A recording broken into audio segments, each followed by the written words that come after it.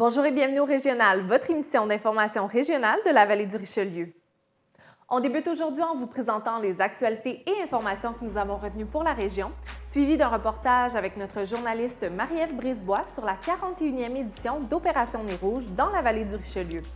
Notre collaboratrice Eve-Maude White-Ulysse s'est rendue à l'événement Inspiration Habitation pour rencontrer Mme Julie Larochelle de la CCI-VRR et Mme Lisanne Croteau du PCM. On revient sur la démarche de la CCI-VRR de se rendre à l'Assemblée nationale du Québec pour demander au gouvernement de mieux soutenir les PME. Finalement, on revient sur le dossier des services aux aînés mis sur pause en raison d'une discorde entre les différents paliers de gouvernement avec Mme Sylvie Blanchard de l'Entraide Plus. Le Régional commence à l'instant. Bonne émission.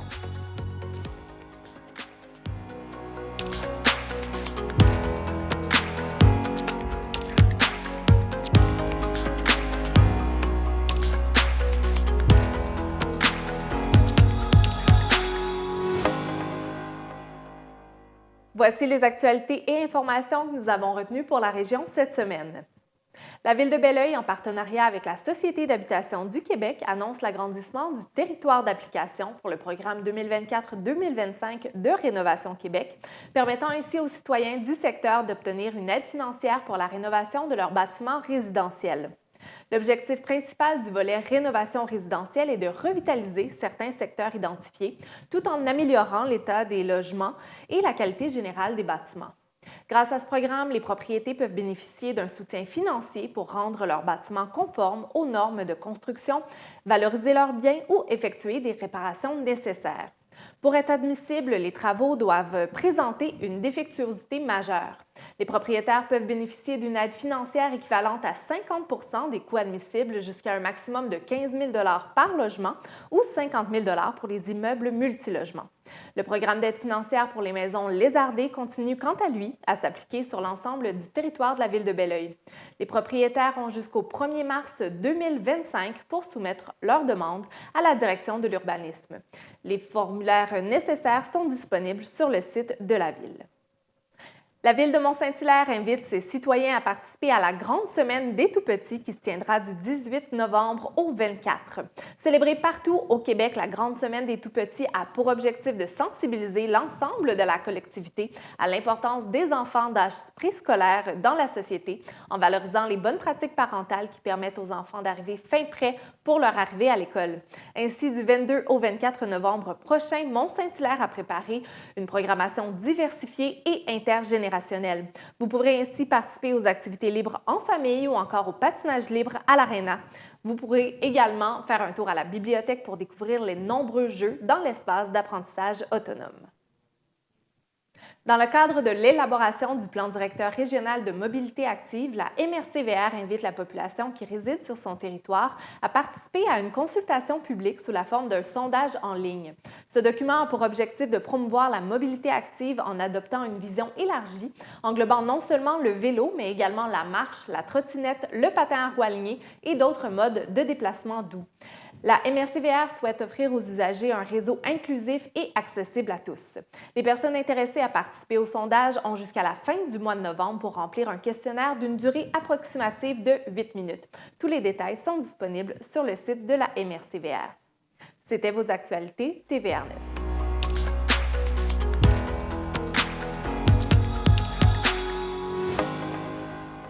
41e édition d'Opération Nez Rouge. Monsieur Guimond, vous êtes coordonnateur. À quoi les gens peuvent s'attendre cette année? On s'attend encore plus gros que l'année passée. On s'attend de donner beaucoup plus d'argent que l'année passée pour notre enfance dans notre région. L'année passée, on a remis jusqu'à 16 000 et on a rajouté un autre 10 000 pour les manteaux d'hiver, en plus pour les jeunes démunis. Fait que cette année, je voudrais probablement doubler ce montant. Et pour les citoyens qui ont l'habitude d'utiliser le service, est-ce que c'est à peu près la même formule cette année, les mêmes heures, les mêmes disponibilités? Oui, ça va être les mêmes disponibilités, mais on va avoir une nouvelle technologie d'application pour prendre les appels. Fait que, j'ai quelqu'un d'autre pour vous parler de ça plus tard. Et les gens, lorsqu'ils vont se présenter ici en tant que bénévoles, parce que vous êtes à la recherche de bénévoles en ce moment, à quoi ceux-ci peuvent s'attendre? Vous allez avoir une porte ouverte une semaine à l'avance. On va être là vers le 25, un samedi, on va faire une porte ouverte pour recevoir le monde, leur expliquer c'est quoi, comment ça fonctionne et on va leur donner leur formation. Oui, parce que vous couvrez un gros territoire. C'est quoi les villes exactement dans la vallée du Richelieu? On couvre 12 municipalités. Ça va de Saint-Bruno jusqu'à Saint-Charles, Saint-Amable, Saint-Jean-Baptiste. On a un très, très grand territoire à couvrir. Alors, pour l'opération Nez Rouge, vous allez d'ailleurs impliquer aussi les maires et les mairesses. Aujourd'hui, ils sont invités à la conférence de presse, ainsi que les policiers. Oui, je les implique à venir faire le défi de Nez Rouge ou pour les maires d'aller faire la tournée de la mascotte. C'est une bonne façon de les impliquer avec nous. Et ça a bien fonctionné l'année passée. On a eu environ la moitié des maires qui sont passés. Et des conseillers municipaux, d'après ce que j'ai compris. Et oui, les conseillers municipaux aussi sont venus. Donc, vous, c'est pas la première année que vous faites ça, mais vous êtes la première année en tant que représentant officiel. Je suis à ma deuxième année comme coordonnateur dans la région, mais j'ai déjà été là avant. Oui. Ça fait combien d'années que vous êtes impliqué dans l'opération Nez Rouge? Au-dessus de 20 ans. Donc, vous avez l'habitude, vous savez comment ça fonctionne et vous invitez évidemment les citoyens à participer en grand nombre. Oui, il faut qu'ils viennent. Il faut qu'ils viennent nous aider. Là. On a besoin de ça, les bénévoles, nous autres aussi. Là. Et pour ceux qui ont besoin d'un raccompagnement, vous les invitez à aller sur l'application dont on va faire mention un peu plus tard dans l'entrevue. C'est bien ça, opérationnezrouge.com. Madame Corbeil, adjointe à la coordination à Opération Nez Rouge, bonjour. Bonjour. Tout d'abord, vous êtes un peu la responsable de l'application qui est quand même une nouvelle technologie. En fin de compte, c'est Opération Nez Rouge nationale qui a mis en place les applications qu'on utilise dans le cadre de nos opérations de la centrale. Alors, l'année passée, pour la première fois à notre centrale, on a utilisé l'application pour les bénévoles, qu'on appelle, qui permet d'envoyer les demandes de transport par texto, par l'application sur le cellulaire. Avant, c'était tout fait par papier, mais maintenant, ça se fait par l'application de Nez Rouge, par cellulaire. Donc, les équipes sur la route reçoivent la demande de transport, ils vont accepter, le client est avisé que l'équipe est en route. Une fois qu'ils sont sur place, ils annoncent qu'ils sont arrivés. Une fois qu'ils ont terminé, ils mentionnent qu'ils sont terminés. Nous, on reçoit toute l'information ici à la centrale avec l'application sur l'application Pilote, ça s'appelle Pilote. C'est ça qui gère toute l'assignation des demandes de transport qui arrivent via l'application. Ça, c'est ce qu'on a fait l'an passé. Et les citoyens peuvent aller en amont pour autant le paiement que le transport? Bon, ce qui est nouveau cette année, c'est que, oui, enfin, contre l'année passée, les clients peuvent faire un don via l'application. Ils reçoivent un courriel et ils font le don. Et cette année, ce qui est nouveau, c'est que les clients pourront faire des demandes de transport avec l'application sur leur cellulaire sans avoir à appeler à la centrale. Et ça, c'est nouveau. On va l'utiliser pour la première fois. Donc, toutes les demandes vont arriver sur Pilote et une fois qu'on les reçoit, bien, ils vont être assignés, encore une fois, sur l'application des bénévoles qui vont le recevoir puis vont pouvoir aller chercher le client en question. Donc, ces bénévoles-là vont être formés, j'imagine? Il y a toujours une formation qui est offerte à tous les nouveaux bénévoles. C'est sûr qu'il va y avoir des outils de formation appropriés. Il va y avoir avec des images pour expliquer comment ça marche. Nous, on est sur place chaque soir pour expliquer. Et la plupart des gens, maintenant, sont très, très applications sur leur cellulaire. Donc, ils ont l'habitude de travailler et d'utiliser ça. Donc, c'est assez simple à utiliser. Ça dit tout quoi faire. On fait juste glisser les commandes puis les options et ça se fait tout seul. Pour les clients, ça va être nouveau pour nous d'avoir cette option-là, mais je pense que les clients vont l'apprécier. Ils n'auront pas à attendre en ligne, ils n'auront pas besoin. On va quand même continuer à recevoir les appels par téléphone. Ça va toujours rester, mais l'application, c'est nouveau. Puis cette année, ce qui est nouveau aussi avec l'application d'Opération Nez Rouge que vous pouvez télécharger sur, évidemment, Apple, Google, les bénévoles vont avoir un profil. Ils vont pouvoir s'inscrire en ligne avec l'application et ils vont pouvoir avoir les statistiques de leur participation à Nez Rouge. Ça, c'est nouveau.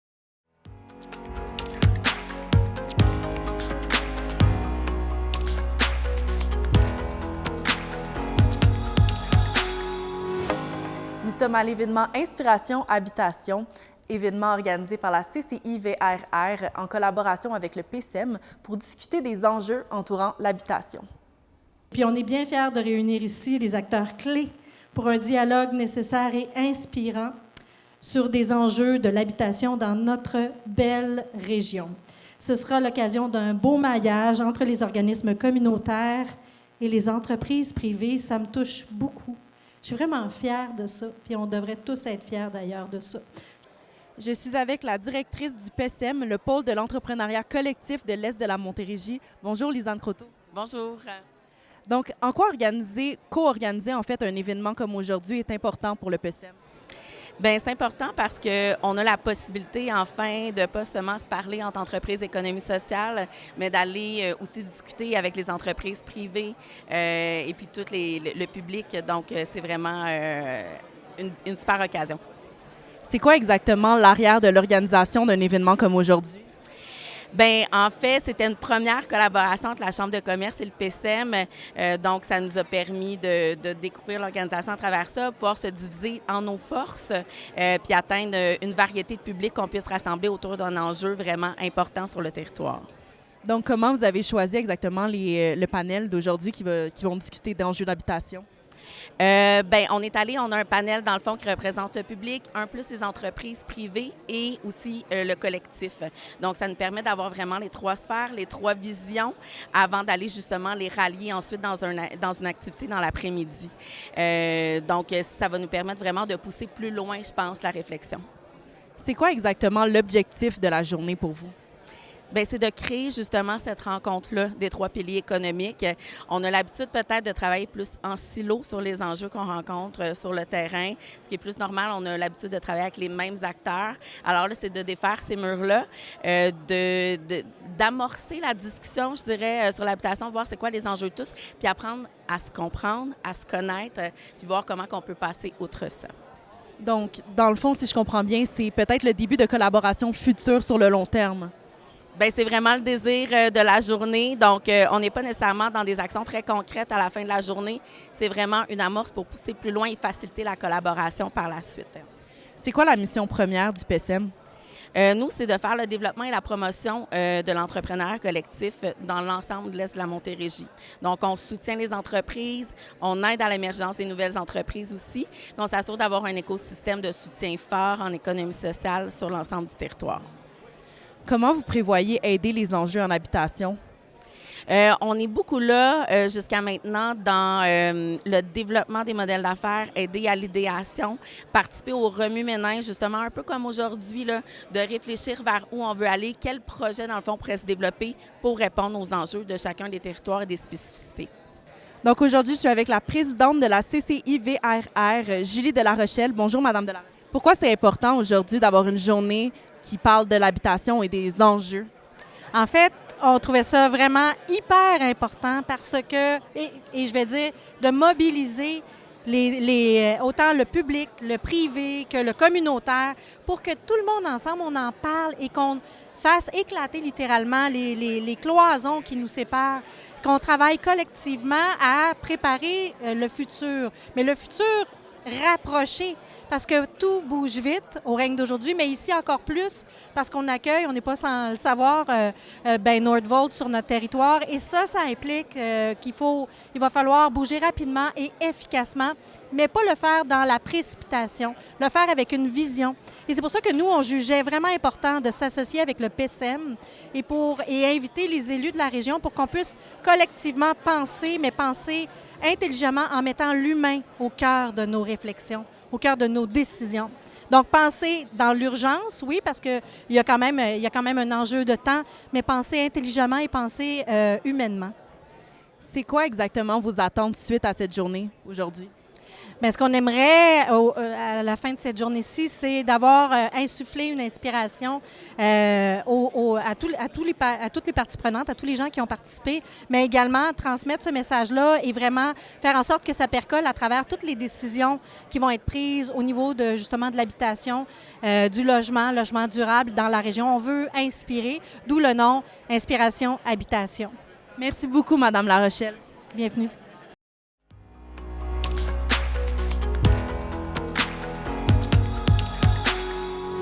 Le 22 octobre dernier, ce sont près de 20 entrepreneurs responsables de chambres de commerce, membres d'une délégation de la Fédération des chambres de commerce du Québec, qui se sont rendus à l'Assemblée nationale pour défendre nos PME.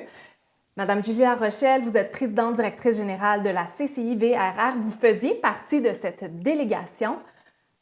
C'était quoi vraiment vos revendications premières là, en allant là-bas? Bien, pour ma part, là, pour la Chambre de commerce et d'industrie Vallée du Richelieu-Rouville, c'était vraiment d'aller éveiller, d'aller mettre de l'avant que c'est bien beau, des beaux projets comme celui qui s'établit chez nous, mais il ne faut pas en oublier nos PME qui sont vraiment, à travers le Québec, les PME, c'est plus de 3 millions de Québécois qui travaillent dans les PME. C'est hyper important. Donc, c'est merveilleux. Tu sais, moi, je n'étais pas là pour dire que, pour parler pour ou contre l'implantation de Nordvolt, bien évidemment.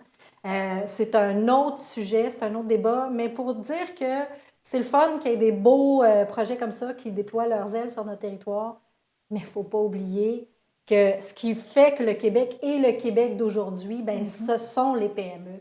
Oui. C'est important, il faut les soutenir, il ne faut pas les étouffer, alourdir leurs tâches. Tu sais, les entrepreneurs, moi, j'ai déjà été entrepreneur, puis, tu sais, on travaille sans compter nos heures, on travaille toute la semaine, puis quand on arrive chez nous le soir, on continue à travailler.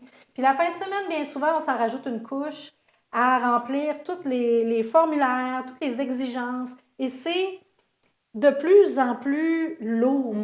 Et c'est ça qu'on voulait dire aussi. On a rencontré la ministre Fréchette, entre autres, on lui a fait part de ça. Elle avait une oreille attentive, mais je pense qu'il faut continuer à marteler, à taper sur ce même clou-là. On a demandé qu'il y ait justement sous elle, peut-être, un sous-ministre ou quelqu'un qui vraiment se dédie à l'entrepreneuriat, aux PME. Oui. Ça serait urgent de le faire. C'est ça qu'on est allé leur dire. Puis il faut les écouter, ces PME-là, parce que là, en ce moment, c'est comme si les PME essayent, elles essayent, ça devient de plus en plus lourd, puis il n'y a personne qui est là pour les soutenir, pour les aider. Je lisais qu'au Québec, là, c'est la province à travers le Canada où il y a le moins d'entreprises qui se créent année après année. Donc, où est-ce qu'il y a le plus faible taux de création de nouvelles entreprises? Tout à fait. Et est-ce que dans la vallée du Richelieu, vous avez la chance là, de discuter avec des entrepreneurs? Qu'est-ce qu'on entend là, sur le terrain? C'est vraiment... c'est partagé parce que, comme je disais tantôt, bon, pour ne pas les nommer, Nordvolt s'implante chez nous. Donc, il y a une portion des entrepreneurs qui sont très heureux. Il y a une portion aussi qui sont très inquiets. Donc, il y a ça. On est dans une période post-COVID, post-pandémie, qui a été très difficile pour beaucoup d'entreprises. Donc, présentement, il y a beaucoup, puis les États-Unis aussi. Donc, le climat est un peu, pas morose, mais je dirais...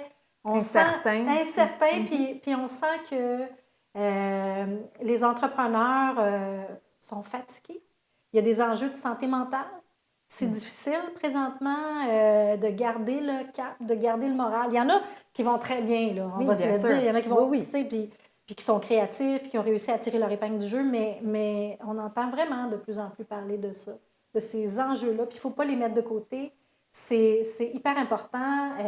On est là, on exige des entreprises qu'elles pensent en termes de protection des renseignements, la loi 25.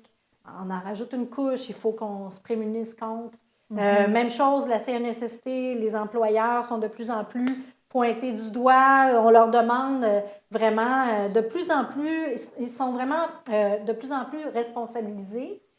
C'est correct aussi, là, mais il y en a beaucoup là, dans la cour des entrepreneurs. Puis il y en avait déjà beaucoup. C'est qu'elles ont... les lois sont imposées de la même manière aux PME qu'aux multinationales, alors que les PME n'ont pas les mêmes ressources. Exactement. Donc, est-ce qu'il y aurait moyen d'alléger un petit peu ça? C'est ça qu'on voulait porter à l'attention de nos décideurs, des sensibiliser à cette réalité-là. Puis, en tout cas, puis pour rajouter au fait qu'au Québec, il y a moins de nouvelles entreprises qui se créent, bien, les femmes entrepreneurs sont de moins en moins intéressées à se lancer dans l'entrepreneuriat. Moi, quand j'ai su ça, là, ça m'a attristée là, au plus haut point. Les femmes entrepreneurs, on a une émission Élévation, ce sont des femmes tellement inspirantes et qui font les choses autrement. Donc, il est important ce regard-là. Donc, pour toutes ces raisons-là, on voulait juste aller à Québec, parler directement avec notre nouvelle ministre, Mme Fréchette, et lui dire, bien, il est peut-être temps pour vous, il vous reste 2 ans, il est peut-être temps pour vous de penser aux PME. Oui, Aussi. de les considérer, de les écouter. Oui. Oui. Merci, Mme Larochelle, d'avoir dressé un portrait là, de la situation des PME dans la région, puis à travers le Québec, puis d'être allée à Québec pour défendre et leur donner une voix d'une certaine manière. Merci. Merci.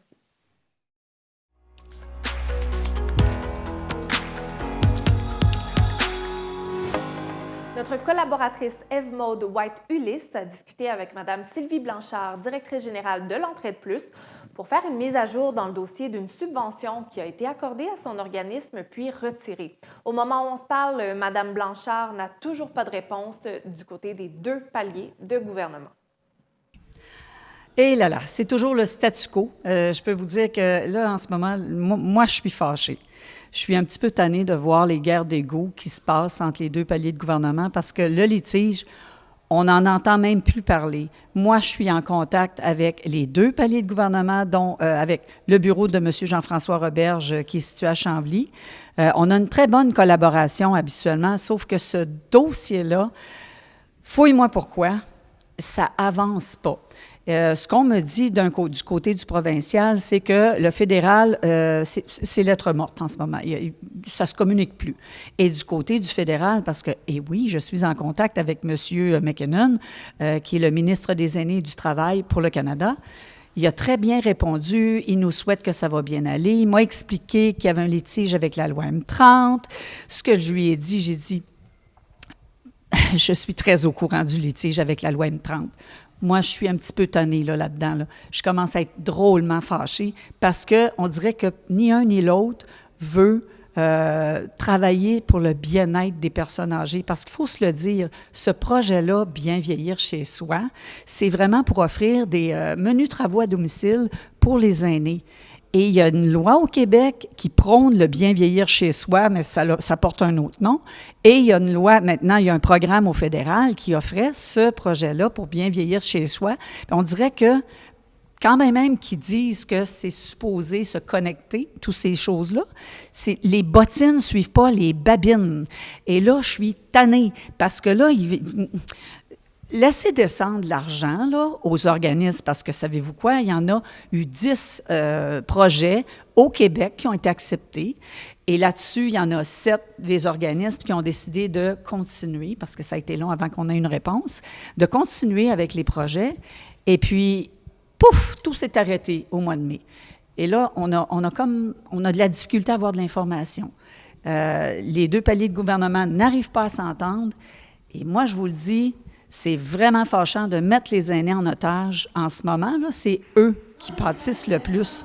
Et je trouve ça extrêmement triste parce qu'on veut bien vieillir chez soi. C'est quoi exactement les conséquences là, de cette subvention mise sur pause? Les conséquences, Seigneur, sont énormes. Là. C'est que ça laisse en plan des aînés qui attendent après nos services. Nous, on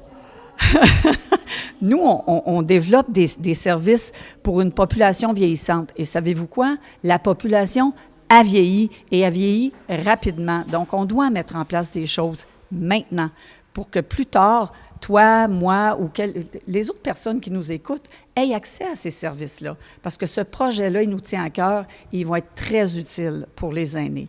Parce que exemple, ma mère veut changer une ampoule dans sa maison. Là. Peux-tu vous dire que c'est compliqué? Bon, juste ces petits détails-là, ça aide les personnes aînées à demeurer chez soi. C'est simple comme ça. C'est quoi vos attentes par rapport au gouvernement pour les prochains mois? Mes attentes, c'est que l'argent descende, OK, pour qu'on puisse utiliser notre projet, qu'on puisse mettre en place le projet Ancrage, qui s'appelle pour nous à l'Entraide Plus, parce que nous, on dessert de Carignan jusqu'à Saint-Césaire. Et là, en ayant ces argents-là, on va pouvoir mettre en place une équipe de bénévoles, de la coordination et tout ça pour qu'on puisse aider les aînés à demeurer à domicile. Descendez l'argent et allez vous bomber le torse ailleurs, les paliers de gouvernement, s'il vous plaît, puis arrêtez de nous mettre en otage. C'est ça que je demande. C'est tout ça et juste ça. Parce que l'argent est là. Elle vient des contribuables québécois comme vous et moi. Et je ne comprends pas qu'ils bloquent ça à cause d'une loi qui, je ne sais pas, ça doit dater de Mathusalem, mais ça n'a plus de bon sens, parce que tous les organismes du Canada les ont reçus, sauf les organismes du Québec. Il n'y a que le Québec qui n'a pas reçu les fonds. Vous ne trouvez pas ça fâchant, vous? Moi, je trouve ça fâchant. Merci beaucoup, Mme Blanchard. On va continuer à suivre le dossier. C'est ce qui termine l'émission de la semaine. Merci d'avoir été des nôtres. TVA9 est présentement à la recherche d'un ou d'une recherchiste pour appuyer l'équipe de l'émission Dans la Vallée dans ses démarches de valoriser les organismes communautaires de la région. Si cette opportunité vous intéresse, on vous invite à nous écrire à info@tvr9.com pour nous faire part de votre intérêt. Au plaisir de vous accueillir parmi nous et sur ce, bonne semaine à tous.